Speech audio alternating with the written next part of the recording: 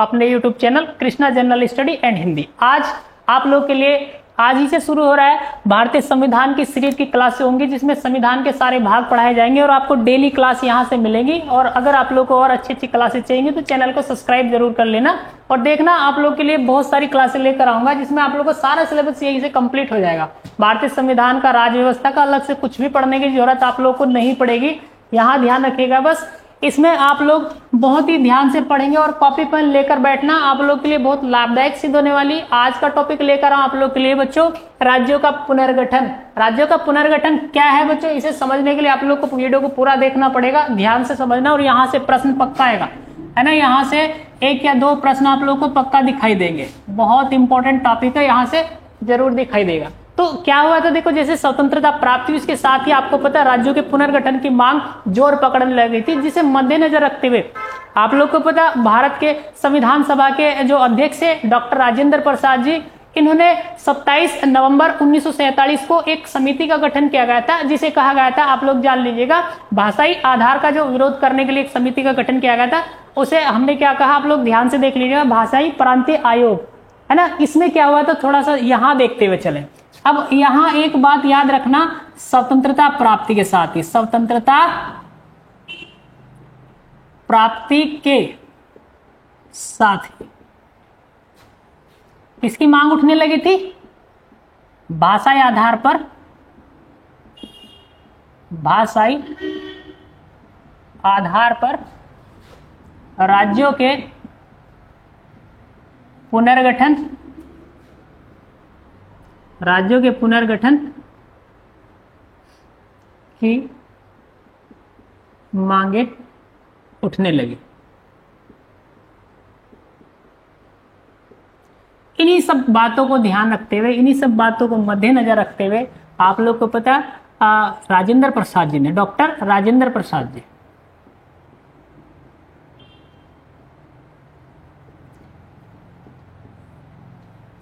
इन्होंने क्या किया था बच्चों, 27 नवंबर 1947 को, 27 नवंबर 1947 को एस के धर की अध्यक्षता में, किसकी अध्यक्षता में, एस के धर,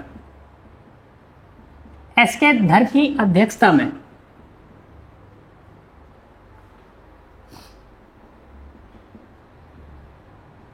एक 4 सदस्य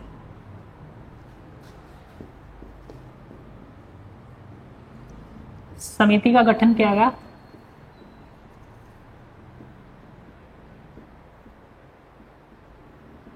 जिसका नाम था भाषाई प्रांतीय समिति। क्या नाम था, या भाषाई प्रांतीय आयोग, भाषाई प्रांतीय आयोग।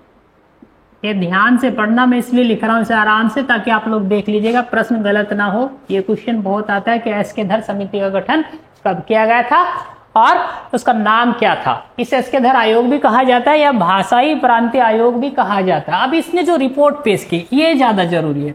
इसकी जो रिपोर्ट आई बच्चों, वो रिपोर्ट आई बच्चों 10 दिसंबर को। कब आई, 10 दिसंबर 1948 को इसने अपनी रिपोर्ट पेश की। अब देखो, इसने जब अपनी रिपोर्ट पेश की, अब इसका आधार क्या बता, इसमें मेन चीज इसका आधार, कि किस आधार पर राज्यों का पुनर्गठन होना चाहिए। तो वहां बात की गई संवैधानिक, प्रशासनिक, वित्तीय और विकास की सुविधा, और विकास की सुविधा, इनके आधार पर राज्यों का गठन किया जाना चाहिए। विकास की सुविधा के आधार पर राज्यों का गठन करने का सुझाव दिया। याद रखना, बहुत ही महत्वपूर्ण पॉइंट है, इतना महत्वपूर्ण कि आप लोग को प्री मेंस सब जगह काम देगा। आप लोग इसे ध्यान से देखते चलें। इसके बाद क्या हुआ, देखो यहाँ एक और कहानी घटित होती है, ये तो आप लोग की समझ में आ गया। एस के धर आयोग कब गठित किया गया, इसकी रिपोर्ट में क्या कहा गया, ये आप लोग समझ चुके हैं। इसके बाद जो दूसरे नंबर पर हम बात करते हैं, तो जो आप लोग जानते हैं कि तेलुगु भाषा के आधार पर राज्य के पुनर्गठन की मांग ने बहुत जोर पकड़ लिया था। कौन सा बच्चों? तेलुगु भाषाई, तेलुगु भाषाई आधार पर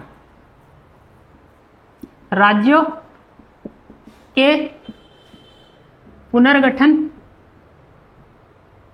की मांगे तेजी से उठने लगी, तेजी से उठने लगी। अब यहां एक नाम आता है बहुत ही महत्वपूर्ण, आप लोग जान लीजिएगा। एक व्यक्ति थे जिनका नाम था, आप लोग समझ लीजिए, पोट्टी श्रीमल्लू, ये पोट्टी श्री रामल्लू है ना, इनका नाम है पोट्टी श्री रामल्लू, पोट्टी श्री रामल्लू। इस व्यक्ति ने क्या किया था बच्चों? आमरण अनशन कर दिया, आमरण अनशन, आमरण अनशन शुरू कर दिया। और याद रखना ये बंदा 56 दिन तक बैठा रहा आमरण अनशन पर। कितने दिन तक? 56 दिन। अब 56 दिन के बाद बच्चों इस व्यक्ति की मृत्यु हो गई। क्या हो गई? इसकी मृत्यु हो गई। इसकी तारीख भी पूछी गई एक पेपर में कि इसकी मृत्यु कब हुई, तो याद रखना बच्चों इसकी मृत्यु कब हुई? दिसंबर 1952, 15 दिसंबर 1952। 15 दिसंबर 1952 को जैसे इनकी मृत्यु हुई तो इनकी मृत्यु के परिणाम स्वरूप, इनके परिणाम स्वरूप क्या हुआ था बच्चों? पंडित नेहरू जी ने, यानी जवाहरलाल नेहरू ने, जवाहरलाल नेहरू जी ने क्या कर दी थी बच्चों? तेलुगु भाषा के आधार पर आंध्र प्रदेश राज्य के पुनर्गठन की घोषणा कर दी थी। किसकी घोषणा कर दी थी? आंध्र प्रदेश की, आंध्र प्रदेश की, आंध्र प्रदेश के गठन की घोषणा कर दी। अब आपको पता है इसके आधार पर ही आंध्र प्रदेश का जो गठन किया गया, ये बहुत ही ज्यादा जरूरी है बच्चों। 1 अक्टूबर 1953 को आंध्र प्रदेश का गठन किया गया। कब किया गया? 1 अक्टूबर 1953 को। और यहां से पेपर में कई बार आया हुआ बच्चों, बहुत बड़े कि भाषा के आधार पर भारत का पहला राज्य कौन सा गठित हुआ, तो याद रखना कौन सा था? आंध्र प्रदेश। इसके बाद मैं बात करूंगा आप लोगों से, एक और यहां पर आयोग गठित किया गया था जिसका नाम था फजल अली आयोग। इसके बारे में देखते हैं, इसका स्क्रीनशॉट ले लीजिएगा। चलो तो अब बात करते हैं हम किसके बच्चों? फजल अली आयोग की, जो बहुत ज्यादा पेपर में आता है। क्या था बच्चों? फजल अली आयोग। अब यहां आप लोगों को बता दें 1953 में, 1953 में न्यायमूर्ति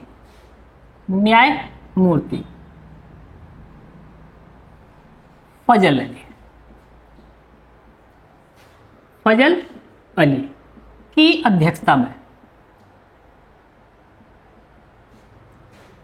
3 सदस्य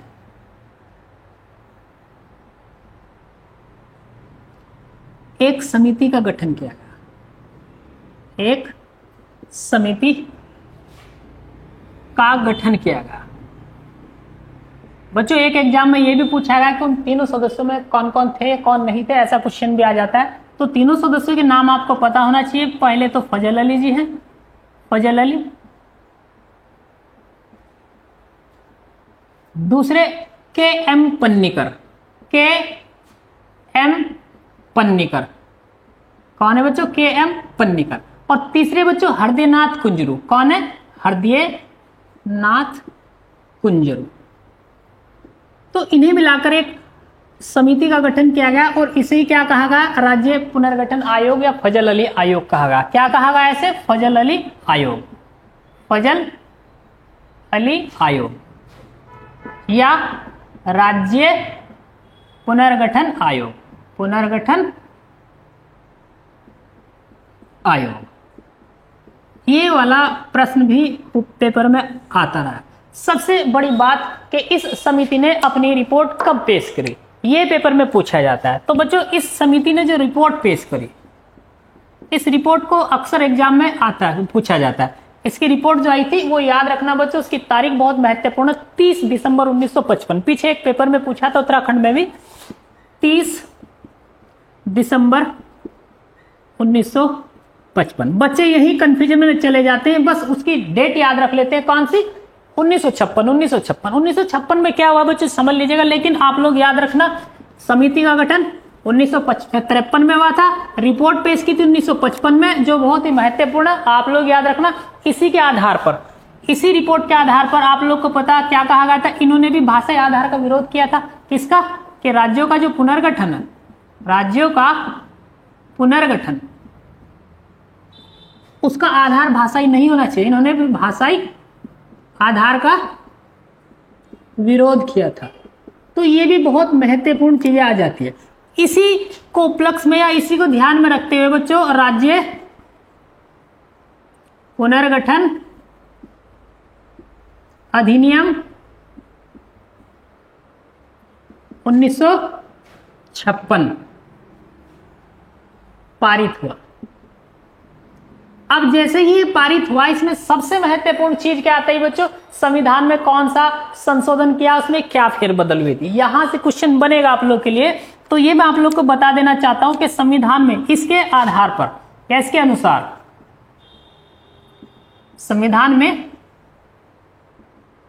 7वां संविधान संशोधन किया गया। कौन सा? 7वां संविधान संशोधन। देख लेना, थोड़ा शॉर्ट में लिख रहा हूं उसको, संविधान संशोधन ये पारित किया गया था। अब इसमें हुआ क्या था, यहां से क्वेश्चन बनना लाजमी बच्चों। इसमें क्या हुआ था कि जो मूल संविधान में राज्यों को जो श्रेणी में बांटा गया था, 4 श्रेणियों को कहा गया, वो समाप्त कर दी गई थी। और फिर बाद में क्या किया था, 14 राज्य और 6 केंद्र शासित प्रदेशों में रख दिया गया था। यानी 7वें संविधान संशोधन में क्या कहा गया था बच्चों कि जो ये जो राज्य थे, भारत के जो राज्य थे, इन राज्यों की 4 श्रेणियां थी। राज्यों की 4 श्रेणियां,